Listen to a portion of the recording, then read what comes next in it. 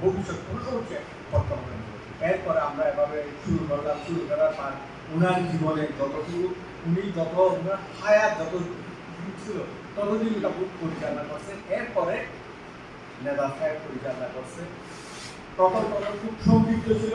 NEDA সাহেব উনি শুরু করছেন আহমদুল রহমান, এরপরে নেদা সাহেবের মাধ্যমে সমগ্র বাংলাদেশে বিস্তৃত লাভ করছে। এই উপকমিটিটা হচ্ছে এই আমাদের মানে সিরিয়াল পরিচালনার প্রাণ কেন্দ্র, বর্তমানে প্রাণ কেন্দ্র হিসেবে পরিণত হয়েছে।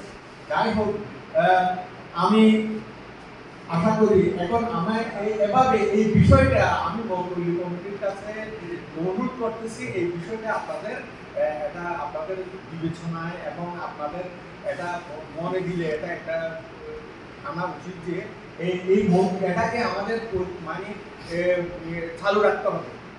উপকমিটিটা আমাদের চালু রাখা উচিত। এই উপকমিটি না হলে আমাদের অনেক বিড়ম্বনা পেতে হবে। সুতরাং আমরা এই উপকমিটিটা আমরা চালু রাখার জন্য আমি সবাইকে মানে মৌলভী কমিটির সবার কাছে আমি অনুরোধ রাখি এবং এটা বিচার রাখার জন্য আমি অনুরোধ রাখি। আর কথা হচ্ছে আসলে এই সিরাত মাহফিল এটা স্বাভাবিকভাবে এটা আমি এমন করবো আমি এমন করবো, এটা কোনো আল্লাহ যাত্রা কবুল করে সে করতে পারে, বাকিরা কেউ কিছু করতে পারবে না। আল্লাহ উপকমিটিটা নেজা সাহেবের মাধ্যমে কবুল করছে, আজাদ সাহেব করছে, সব অফিসটা আজাদ সাহেবের মাধ্যমে কবুল করছে, ওকে সব অফিসে করছে। আমার দাদা দিন মোহাম্মদ মানিক তা নির্বাহী কমিটির সভাপতি হিসাবে তিনি ছেলে পিলেতে একটু পরিচালনা করার জন্য আপনাকে কবুল করছে, সেই জন্য সেই কথা আছে।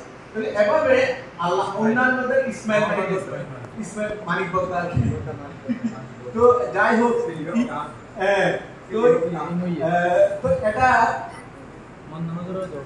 তো এটা আমাদের এই যা মৌলভী কমিটির যাকে কবুল করছে আল্লাহ তাকে মৌলভী কমিটি করবে, আর যাকে মৌলভী কমিটি আল্লাহ কবুল করবে তাকে হবে না।